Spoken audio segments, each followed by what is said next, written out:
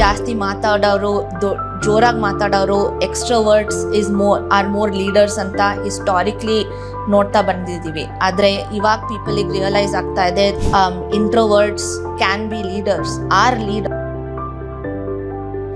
ನಾನು ಮಾಡಿದ್ದು ಹೆಲ್ಪ್ ಆಗುತ್ತೆ ಅಂದರೆ first is express yourself. People don't come ask you like, Sneha, what are you thinking? What is going on in your head right now?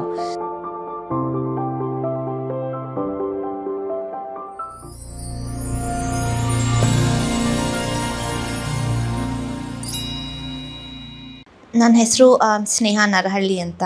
ನಾನು ಸೆಫೋರಾದಲ್ಲಿ VP of product and UX. ನಾನು ಸೆಫೋರಾದಲ್ಲಿ 2 ವರ್ಷದಿಂದ ಕೆಲಸ ಮಾಡ್ತಾಯಿದ್ದೀನಿ. ಅದಕ್ಕಿಂತ ಮುಂಚೆ ವಾಲ್ಮಾರ್ಟ್ ಮತ್ತು ಸಾಕಷ್ಟು ದೊಡ್ಡ ಕಂಪನಿಯಲ್ಲಿ ಟೆಕ್ನಾಲಜಿ ಡಿವಿಷನ್ನ ಹೆಡ್ ಮಾಡ್ತಾಯಿದ್ದೀನಿ. ನಾನು ಸ್ಕೂಲಿಂಗ್ ಮಾಡಿದ್ದು ಇಲ್ಲಿ ಬೆಂಗಳೂರಲ್ಲೇ ಹುಟ್ಟು ಬೆಳೆದಿದ್ದು. ನಾನು ಬ್ಯಾಂಗ್ಳೂರಲ್ಲಿ ಕ್ಲೂನಿ ಕಾನ್ವೆಂಟಲ್ಲಿ ನಾನು ಸ್ಕೂಲಿಂಗ್ ಮಾಡಿದ್ದು, ಮಲ್ಲೇಶ್ವರಮಲ್ಲಿ.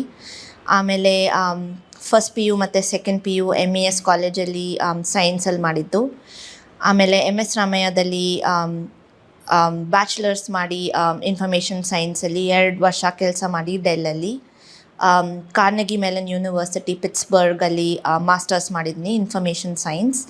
ಅದಾದಮೇಲೆ ಆವಾಗಲಿಂದ ಕೆಲಸ ಸೇರಿಕೊಂಡು ಪ್ರಾಡಕ್ಟ್ ಮ್ಯಾನೇಜ್ಮೆಂಟ್ ಮತ್ತು UXನ ಕೆಲಸ ಮಾಡಿ ಅಲ್ಲಿ ತನಕ ಸೆಫೋರಾದಲ್ಲಿ ಇವಾಗಿದ್ದೀನಿ. ಸೊ ನಮ್ಮ ಅಪ್ಪ ಅಮ್ಮ ಬೋತ್ ರೈಟರ್ಸು. ನಮ್ಮಪ್ಪ ನರಹಳ್ಳಿ ಬಾಲಸುಬ್ರಹ್ಮಣ್ಯ ಮತ್ತು ನಮ್ಮಮ್ಮ ರಜನಿ ನರಹಳ್ಳಿ ಅಂತ. ಚಿಕ್ಕಂದಿಂದಾಗಲೂ ನಮ್ಮಪ್ಪ ಪ್ರೊಫೆಸರು, ಕಾಲೇಜ್ ಪ್ರಿನ್ಸಿಪಲ್ ಆಗಿದ್ದರು. ಸೊ ಯಾವಾಗಲೂ ಅಕಾಡೆಮಿಕ್ ಬ್ಯಾಕ್ಗ್ರೌಂಡ್ ತುಂಬ ಇತ್ತು. ನಮ್ಮಪ್ಪ ಸುಮಾರು ಬುಕ್ಸ್ ಬರೆದಿದ್ದಾರೆ. ನಂಗೆ ತುಂಬ ಕಾಂಪ್ಲಿಕೇಟೆಡ್ ಬುಕ್ಸ್ ಬರೀತಾರೆ. ನಮ್ಮಮ್ಮ ಫಿಕ್ಷನ್ ಬುಕ್ಸ್ ಬರೀತಾರೆ. ನಮ್ಮ ನಾಯಿ ಬಗ್ಗೆ ಬುಕ್ ಬರೆದಿದ್ದಾರೆ. ನಾನು ಚಿಕ್ಕವನಿದ್ದಾಗಲೂ ಅವ್ರನ್ನ ನೋಡಿ ಹೇಗೆ ರೈಟಿಂಗ್ ಒಂದು ಟೂಲ್ ಅಂತ ಯೋಚನೆ ಮಾಡ್ತಾಯಿದ್ದೆ. ನಮ್ಮಪ್ಪ ಬೆಳಗಿನ ಜಾವದಲ್ಲಿ ಎದ್ದು 4 ಗಂಟೆ 3 ಗಂಟೆ 2 ಗಂಟೆಗೆ ಎದ್ದು ಬರಿತಾಯಿದ್ರು. ಆದರೆ ತುಂಬ ಪ್ಯಾಷನೆಟಾಗಿ, ಯಾರೋ ಹೇಳಿದರು ಅಂತ ಬರಿತಾ ಇರಲಿಲ್ಲ, ಅವ್ರಿಗೆ ಬೇಕು ಅಂತ ಬರಿತಾಯಿದ್ರು. ಅದನ್ನು ನೋಡಿ ಬೆಳೆದಿದ್ದು. ನಾನು ಜಾಸ್ತಿ ಮಾತಾಡಲ್ಲ. ನನಗೆ writing is a tool for me to channel my energy. So ನನಗೆ ಏನು ಅನಿಸಿತ್ತು, ಹೇಗೆ ಫೀಲ್ ಮಾಡ್ತಾಯಿದ್ದೀನಿ, ಯಾರಿಗೆ ಏನು ಹೇಳಬೇಕು, ಅದು ಮೋಸ್ಟ್ಲಿ ರೈಟಿಂಗಲ್ಲಿ ಜಾಸ್ತಿ ಕಂಫರ್ಟಬಲ್ ಆಗಿರ್ತೀನಿ. ಯಾಕಂದರೆ 2-3 ರೀಸನ್ನು. ಒಂದು, ಎಷ್ಟು ಸ್ಪಷ್ಟತೆ ಇರುತ್ತೆ ರೈಟಿಂಗಲ್ಲಿ, ಅದು ವಾಯ್ಸಲ್ಲಿ ಅವಾಗ ತಾನೇ ಯೋಚನೆ ಮಾಡಿ ಬರೋದು ಕಷ್ಟ. ಸೊ ರೈಟಿಂಗ್ ಆದರೆ ಟೈಮ್ ಇರುತ್ತೆ, ತಿದ್ಬೋದು, ಏನಾದರೂ ಚೇಂಜ್ ಮಾಡಿದ್ರೆ ಅದಿರುತ್ತೆ. ಆಮೇಲೆ ಸೆಕೆಂಡು, ಜಾಸ್ತಿ ಜನಕ್ಕೆ ರೀಚ್ ಆಗುತ್ತೆ. ಸೊ ಯಾರು ಏನು ಬರೆದಿದ್ದು ಯಾವಾಗ ಓದ್ತಾರೋ ಗೊತ್ತಿಲ್ಲ. ನಾನು ಸುಮಾರು ಓದ್ತೀನಿ, ಮಿಕ್ಕಿದವ್ರ ಬರೆದಿರೋದು ಇನ್ಸ್ಪಿರೇಷನ್ ತೊಗೊಳ್ತೀನಿ ಅವರಿಂದ. ಅವರ ಲೈಫ್ ಸ್ಟೋರಿ ಹೇಗಿದೆ, ಹೇಗೆ ಇವಾಲ್ವ್ ಆಗಿದೆ ಅಂತ ತುಂಬ ಇನ್ಸ್ಪಿರೇಷನ್ ಸಿಗುತ್ತೆ. ಈಗ ಅಕಾಡೆಮಿಕ್ ಬುಕ್ಸು ಅದೆಲ್ಲ ಕಾಮನ್ ಆಗಿ ಸಿಗುತ್ತೆ, ಆದರೆ ಲೈಫ್ ಎಕ್ಸ್ಪೀರಿಯನ್ಸಸ್ ಅದು ಕಷ್ಟ. ಸೊ ಅದನ್ನು ಇನ್ಸ್ಪಿರೇಷನ್ ಆಗಿ ತೊಗೊಳ್ತೀನಿ. ಆ್ಯಂಡ್ ಲಾಸ್ಟ್ಲಿ ನನಗೆ ಫ್ರಸ್ಟ್ರೇಷನ್ ಏನಾದರೂ ಆದರೆ, ಆಮೇಲೆ ಕೆಲಸದಲ್ಲಿ ಏನೋ ಗಲಾಟೆ ಆದರೆ ರಿಯಾಕ್ಟ್ ಮಾಡೋ ಬದಲು ರೈಟಿಂಗಲ್ಲಿ ತೋರಿಸಿದ್ರೆ ಅದು ಮೋರ್ ಪ್ರೊಡಕ್ಟಿವ್ ಅಂತ. ಇಲ್ಲ ಅಂದರೆ ಜನರ ಜೊತೆ ಹೇಳಿದ್ರೆ ಏನು ಉಪಯೋಗ ಇಲ್ಲ. ಸೊ ರೈಟಿಂಗ್ ಮೂಲಕ ನಾನು ಹೇಗೆ ಇಂಪ್ರೂವ್ ಆಗ್ಬೋದು ಅಂತ ಆ ಥರ ಮೀಡಿಯಮ್ ಯೂಸ್ ಮಾಡ್ತೇನೆ. ನಾನು US ಹೋದಾಗ ಬಿಗ್ಗೆಸ್ಟ್ ರಿಯಲೈಸೇಷನ್ ನನಗಾದಿದ್ದು ಅಂದರೆ the world is more bias towards extrovertism. ನನಗೆ ಚಿಕ್ಕಲ್ಲಿದ್ದಾಗ ಇಂಟ್ರೋವರ್ಟಿಸಮ್ ಎಕ್ಸ್ಟ್ರೋವರ್ಟಿಸಮ್ ಏನು ಅಂತಲೇ ಗೊತ್ತಿರಲಿಲ್ಲ. ಅಲ್ಲಿ ಹೋದಾಗ ಓದಿ ಅದೇನು ಡಿಫ್ರೆನ್ಸ್ ಅಂತ ಸ್ವಲ್ಪ ತಿಳ್ಕೊಂಡಾಗ ನಾನು ಇಂಟ್ರೋವರ್ಟ್ ಅಂತ ಅಂಡರ್ಸ್ಟ್ಯಾಂಡ್ ಆಯಿತು.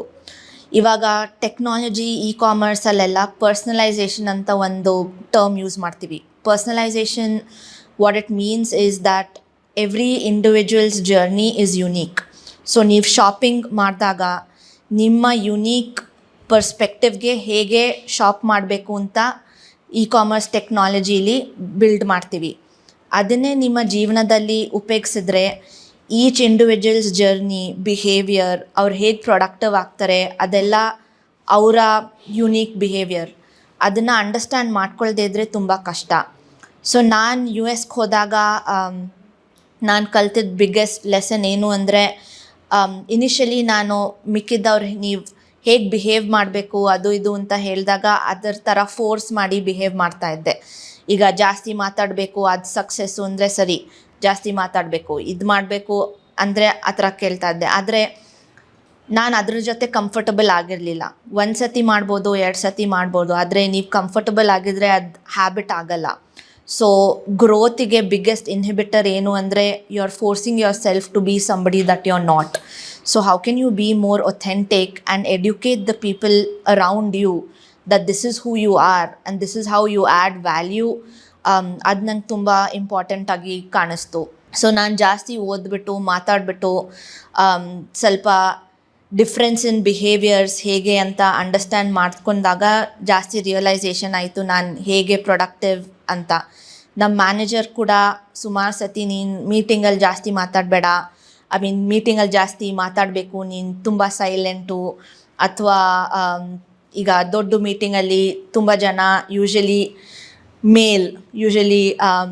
Men speak a lot, women usually hesitate to speak. So even when my performance review, it was always like, hey, you need to speak up, this is a feedback. But then my question yavaglu was like, why? What value am I not adding by not speaking up? Why is that a criteria for evaluation anta keldaga avರಿಗೆ answer ಇರಲಿಲ್ಲ. So ಯಾರೋ ಹೇಳಿದ್ರು ಜಾಸ್ತಿ ಮೀಟಿಂಗಲ್ಲಿ ಮಾತಾಡಿದರೆ ಒಳ್ಳೆಯದು ಅಂತ, ಎಲ್ಲರೂ follow ಮಾಡ್ಕೊಂಡು ಬಂದಿದ್ದಾರೆ, ಅದೇ ಸರಿ ಅಂತ. ಈಗ ಹಾರ್ವರ್ಡ್, ಸ್ಟ್ಯಾನ್ಫರ್ಡ್ ಇಂಥ ದೊಡ್ಡ ದೊಡ್ಡ ಯೂನಿವರ್ಸಿಟಿಗಳು ಹೇಗೆ ಅವರ ಅಡ್ಮಿಷನ್ ಪ್ರೊಸೆಸ್ ಇದೆ ಅಂದರೆ, ಲೀಡರ್ಶಿಪ್ ಜಾಸ್ತಿ ಮಾತಾಡೋರು, ಜೋರಾಗಿ ಮಾತಾಡೋರು, ಎಕ್ಸ್ಟ್ರೋವರ್ಟ್ಸ್ ಆರ್ ಮೋರ್ ಲೀಡರ್ಸ್ ಅಂತ ಹಿಸ್ಟಾರಿಕ್ಲಿ ನೋಡ್ತಾ ಬಂದಿದ್ದೀವಿ. ಆದರೆ ಇವಾಗ ಪೀಪಲಿಗೆ ರಿಯಲೈಸ್ ಆಗ್ತಾ ಇದೆ, it's not about whether you're an extrovert or you're an introvert. You have to make a point and you have to add value. So my commitment and my ambition is to make sure that I'm personalizing everybody's journey towards their success. So historically ಏನು ಹೇಳಿದ್ರು, ಯಾಕೆ certain people success ಆಗ್ತಾ ಇದ್ದಾರೆ ಅದೆಲ್ಲ ಮರೆತು, each individual ಹೇಗೆ grow up ಆದರು, ಯಾವ ಎನ್ವೈರ್ಮೆಂಟಲ್ಲಿ ಬಂದರು ಅದು ಇಂಪಾರ್ಟೆಂಟು. ಇವಾಗ ನಮ್ಮ ಅಪ್ಪ ಅಮ್ಮ ಚಿಕ್ಕವರಿದ್ದಾಗ ದೊಡ್ಡವ್ರು ಮಾತಾಡ್ತಾ ಇದ್ದರೆ ಮಧ್ಯದಲ್ಲಿ ಇಂಟ್ರಪ್ಟ್ ಮಾಡಬಾರ್ದು, ಕ್ವೆಶ್ಚನ್ ಕೇಳಿದರೆ ಮಾತ್ರ ಆನ್ಸರ್ ಮಾಡಬೇಕು ಅಂತ ಎಲ್ಲ ಹೇಳ್ಕೊಟ್ಟು. ಚಿಕ್ಕವರಿದ್ದಾಗ ಸರಿ, ಯಾಕಂದರೆ ತುಂಬ ನಾಯ್ಸ್ ಮಾಡ್ತಾ ಇರ್ತೀವಿ, ದೊಡ್ಡವ್ರು ಏನಾದರೂ ಇಂಪಾರ್ಟೆಂಟ್ ಮಾಡ್ತಾ ಇದ್ದರೆ ನಾವು ಸುಮ್ಮನೆ ತಲೆ ಹಾಕ್ತೀವಿ ಅಂತ ಹೇಳಿರ್ತಾರೆ. ಆದರೆ ಇವಾಗ ಕಾರ್ಪೊರೇಟ್ ವರ್ಲ್ಡಲ್ಲಿ ಹೋದಾಗ ಅದೇ ಫೀಲಿಂಗ್ ಇರುತ್ತೆ. ಅಂದರೆ ದೊಡ್ಡವ್ರು ಯಾರಾದರೂ ಮಾತಾಡ್ತಾ ಇದ್ದರೆ ಇಂಟ್ರಪ್ಟ್ ಮಾಡಬಾರ್ದು, ಅವರೇ ನನ್ನ ಬಂದು ಕೇಳ್ತಾರೆ, ಸ್ನೇಹ ನಿನ್ನ ಒಪಿನಿಯನ್ ಏನು ಅಂತ ಬಿಹೇವಿಯರ್ ಮತ್ತು ಮೈಂಡ್ಸೆಟ್ ಡೆವಲಪ್ ಆಗುತ್ತೆ. ಆದರೆ ಅದು ರಿಯಾಲಿಟಿ ಅಲ್ಲ. ಯಾಕಂದರೆ corporate mindset is very different. You have to understand that you are in the US right now. You are dominated in technology, especially from a male stand point.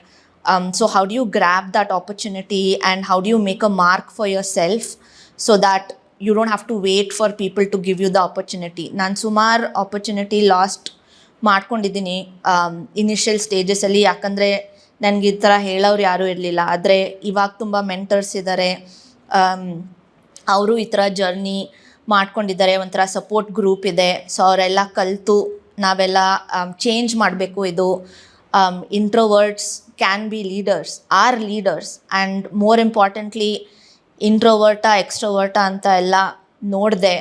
Who are you as a person and what value as an individual you add while not losing your authentic self ಅಂತ ಒಂಥರ philosophy ಇಟ್ಕೊಂಡು progress ಮಾಡ್ತಾಯಿದ್ದೀನಿ. ಈ ಎಲ್ಲ behavioural ಸಿಚುವೇಶನ್ಸ್ಗೂ magic formula ಅಂತ ಇಲ್ಲ. ಇದ್ದಿದ್ರೆ ನಾವು ತುಂಬ ಅದನ್ನೇ ಒಂದು ಕೋರ್ಸ್ ಮಾಡಿಬಿಟ್ಟು ಎಲ್ರಿಗೂ ಹೇಳ್ಕೊಡ್ಬೋದಾಗಿತ್ತು. ಮೋಸ್ಟ್ಲಿ ಎಕ್ಸ್ಪೀರಿಯನ್ಸಿಂದ ಬರುತ್ತೆ. ನನ್ನ 2 ಇಂಪಾರ್ಟೆಂಟ್ ಲೆಸನ್ಸ್ ನಾನು ಮಾಡಿದ್ದು ಹೆಲ್ಪ್ ಆಗುತ್ತೆ ಅಂದರೆ, first is express yourself. People don't come ask you like, Sneha what are you thinking, what is going on in your head right now. ಅವ್ರಿಗೆ ಸುಮಾರು ಥಾಟ್ಸ್ ಇರುತ್ತೆ ಅವ್ರ ಮೈಂಡಲ್ಲಿ, ಅವ್ರದ್ದೇ ಏನೋ ನಡೀತಾ ಇರುತ್ತೆ, ಮನೇಲಿ ಜಗಳ ಆಡಿರ್ತಾರೆ, ನಾಯಿ ಜೊತೆ ಏನೇನೋ ನಡೀತಾ ಇರುತ್ತೆ.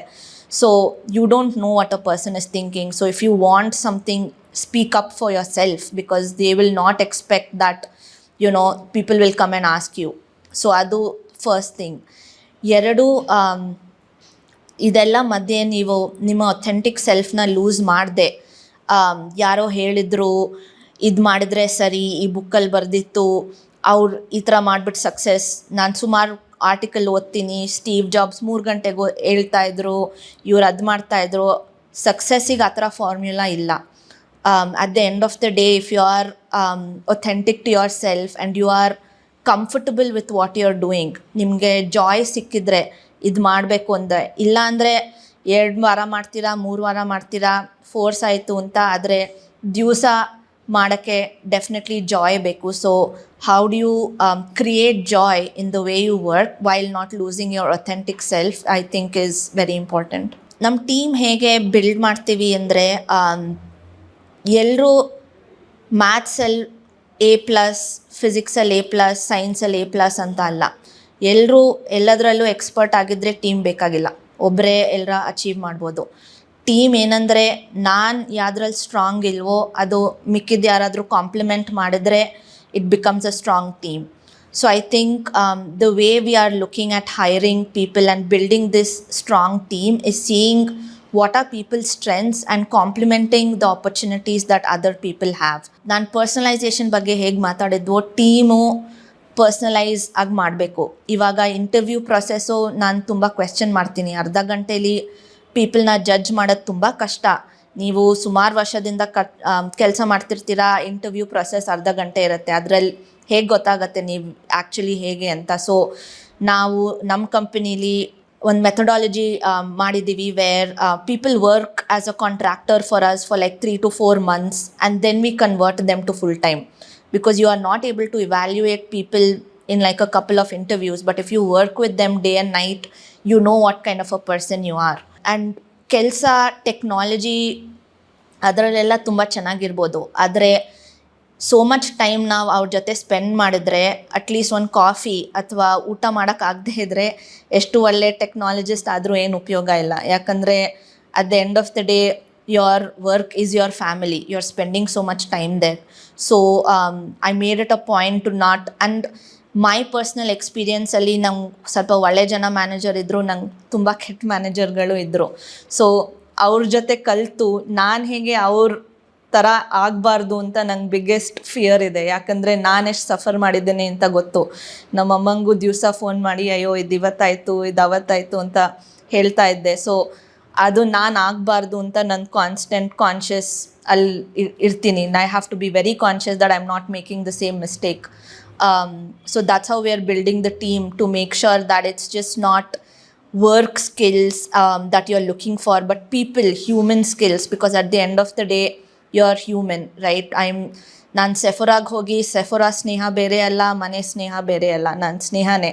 ಸೊ ನಮ್ಮ ಮನೇಲಿ ಏನಾದರೂ ಆದರೆ ನಾನು ವರ್ಕಲ್ಲಿ ತೋರ್ಸತ್ತೆ, ಯಾಕಂದರೆ ನಾನು ಅಪ್ಸೆಟ್ ಆಗಿರ್ತೀನಿ ಅಥವಾ. ಸೊ ಎನ್ವೈರ್ಮೆಂಟ್ ಹೇಗೆ ಕ್ರಿಯೇಟ್ ಮಾಡಬೇಕು, ಎಲ್ಲರೂ ಏನಾಯಿತು ಅವ್ರಿಗೆ, ಅವ್ರು ಅವತ್ತು ಯಾಕೆ ಹಾಗಿದ್ದಾರೆ ಅಂತ ಆಪರ್ಚುನಿಟಿ, ಹೆಲ್ದಿ ಎನ್ವೈರ್ಮೆಂಟ್ ಕ್ರಿಯೇಟ್ ಮಾಡಿದ್ರೆ we have seen a lot of success with productivity as opposed to just separating out work and life too much. So ನಾನು ನಮ್ಮ ಅಪ್ಪ ಅಮ್ಮ ರೈಟರ್ಸ್ ಆದ್ರಿಂದ ಯಾವಾಗಲೂ ನನಗೆ ಕೇಳ್ತಾಯಿದ್ರು ಬುಕ್ ಏನಾದರೂ ಬರೀತೀಯಾ ಅಂತ. ನಾನು ಚಿಕ್ಕವನಿದ್ದಾಗಲೇ ಪೊಯೆಟ್ರಿ ಅದು ಇದು ಬರೀತಾ ಇದ್ದೆ. ಆದರೆ ಫಸ್ಟ್ ಕಾಲೇಜಲ್ಲಿ, ಸ್ಕೂಲಲ್ಲಿ ಏನೋ ಪೊಯೆಟ್ರಿ ಬಂದು ಫಸ್ಟ್ ಪ್ರೈಸ್ ಬಂತು. ಆವಾಗಲೇ ಎಲ್ಲರೂ ನಿಮ್ಮಪ್ಪ ತುಂಬ ಫೇಮಸ್ಸು, ಸೊ ನೀವು ಫೇಮಸ್ ಆಗ್ತೀಯಾ ಅಂತ ತುಂಬ ಪ್ರೆಷರ್ ಆವಾಗಲಿಂದನೇ ಇತ್ತು. ಸೊ ನಾನು ಬಿಟ್ಬಿಟ್ಟೆ ಬರೆಯೋದು, ಯಾಕಂದರೆ ನಾನು ಬೇರೆ ಫೀಲ್ಡಲ್ಲಿ ಹೆಸರು ಮಾಡಬೇಕು ಅಂತ ನಂದು ಆ್ಯಂಬಿಷನ್ ಇತ್ತು. ಆದರೆ as I've like progressed in my career, I figured out that writing is a good tool for me. So ನಾನು ಈ ಬುಕ್ ಬರೆದಾಗ ಬುಕ್ ಬರಿಬೇಕು ಅಂತ ಏನು ಆಸೆ ಇರಲಿಲ್ಲ, ಸುಮ್ಮನೆ ಪೊಯೆಟ್ರಿ ಶುರು ಮಾಡಿದೆ. ದಿವಸ ಏನಾದರೂ ಇಂಟ್ರೆಸ್ಟಿಂಗ್ ಟಾಪಿಕ್ ಇದ್ದರೆ ಅಥವಾ ಏನಾದರೂ ಇಮೋಷನ್ಸ್ ಫೀಲ್ ಆಗ್ತಾ ಇದ್ದರೆ ಅಥವಾ ಏನಾದರೂ ಇನ್ಸ್ಪಿರೇಷ್ನಲ್ ಥಾಟ್ಸ್ ಬಂದರೆ, so I kept jotting down a few points here and there. And I really didn't tell my parents or anybody that, poetry ಬರೀತಾ ಇದ್ದೆ. I think ನಮ್ಮ ಅಮ್ಮನ ಬರ್ಡೇ 50th ಬರ್ಡೇನೋ ಯಾವಾಗಲೂ ಒಂದು ಏನಾದರೂ ತೋರಿಸ್ಬೇಕಾಗಿತ್ತು. So I wrote one of the poems for her birthday, which is when I think my parents, and they're like, if you've anyway written, let's publish something. Yakandre, it's not about publishing the book, but it's about the thought behind what this writing was about. So if you look at what the poems are about, it's about how I feel. It's about what I think the world should be and the struggles that I have faced, which I know for sure is just not me. I know many people are facing the same thing, and ನನ್ನ biggest learning ಏನಂದರೆ, ಈ ವರ್ಲ್ಡಲ್ಲಿ ಸುಮಾರು ಜನ mistakes ಮಾಡ್ತಾನೆ ಇರ್ತಾರೆ. So ನಾನು ಅವ್ರ ಮಿಸ್ಟೇಕ್ಸಿಂದ ಕಲಿಬೇಕು, ಆ ಆಪರ್ಚುನಿಟಿನ ಬೇರೆ ಅವ್ರಿಗೆ ಲೂಸ್ ಮಾಡಬಾರ್ದು ಅಂತ I took this opportunity to publish something.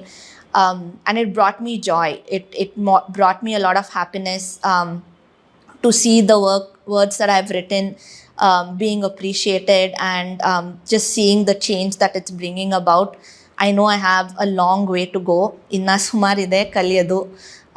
ಇದನ್ನು ಕಲಿತಾ ಜಾಸ್ತಿ ಮಿಸ್ಟೇಕ್ಸ್ ಮಾಡ್ತಾ ಶೇರ್ ಮಾಡಿದರೆ ಯಾರಿಗಾದರೂ ಉಪಯೋಗ ಆಗುತ್ತೆ ಅಂತ ನನ್ನ ಆಸೆ.